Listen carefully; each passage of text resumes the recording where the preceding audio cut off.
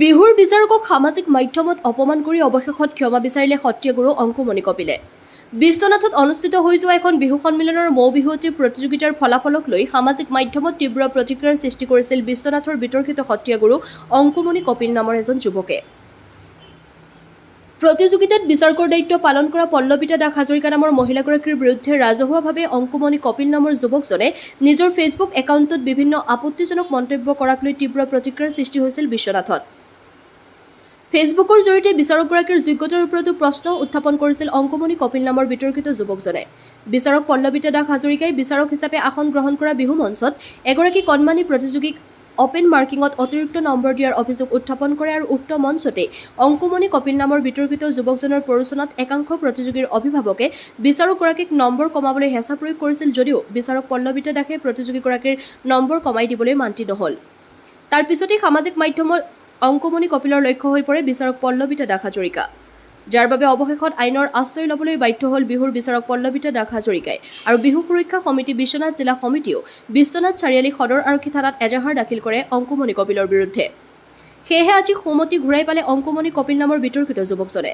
আজি বিশ্বনাথ চাৰিআলি সদৰ আৰক্ষী থানাত বিতৰ্কিত যুৱক অংকুমণি কপিলে নিজৰ ভুলৰ বাবে বিচাৰক পল্লৱিতা দাস হাজৰিকা আৰু বিহু সুৰক্ষা সমিতিৰ পৰা ক্ষমা ভিক্ষা কৰে আৰু নিজৰ ভুল স্বীকাৰ কৰে। ভৱিষ্যতৰ দিনত কেতিয়াও সামাজিক মাধ্যমত এনে বাক্য নিলিখো বুলিও প্ৰতিশ্ৰুতি প্ৰদান কৰে বিতৰ্কিত সত্ৰীয়া গুৰু অংকুমণি কপিলে।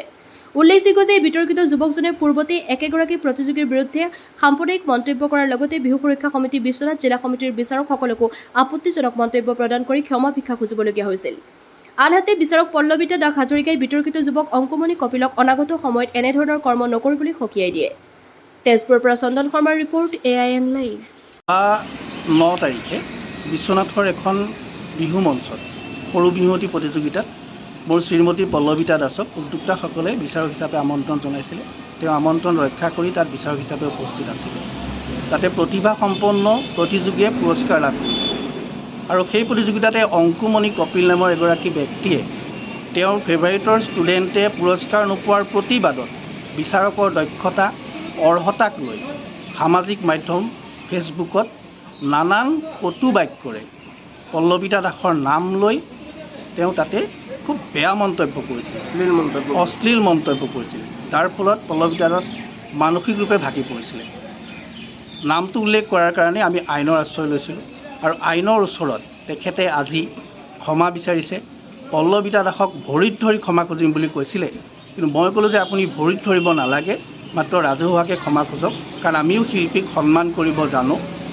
কিন্তু এটা কথা ভাবি আচৰিত হৈছোঁ যে মই ব্যক্তিগতভাৱে ভাবিছোঁ দেই, তেখেতে বিশ্বনাথত সংস্কৃতিৰ চিণ্ডিকেট চলাব বিচাৰিছে নেকি, সেইটো মোৰ একান্ত ব্যক্তিগত মনোভাৱ।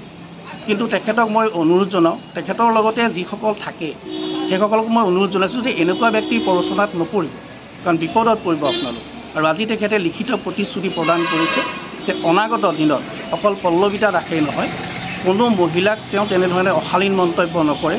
বিহু সুৰক্ষা সমিতি বিশ্বনাথ জিলাক লৈও তেওঁ পৰৱৰ্তী সময়ত বহু মন্তব্য কৰিছিলে। আজি তেওঁ ৰাজহুৱাভাৱে ক্ষমা বিচাৰিছে, লিখিত প্ৰতিশ্ৰুতি প্ৰদান কৰিছে যে অনাগত দিনত বিহু সুৰক্ষা সমিতিৰ ওপৰতো তেখেতে কোনো ধৰণৰ কটু মন্তব্য কেতিয়াও কাহানিও নকৰোঁ বুলি প্ৰতিশ্ৰুতি দিছে।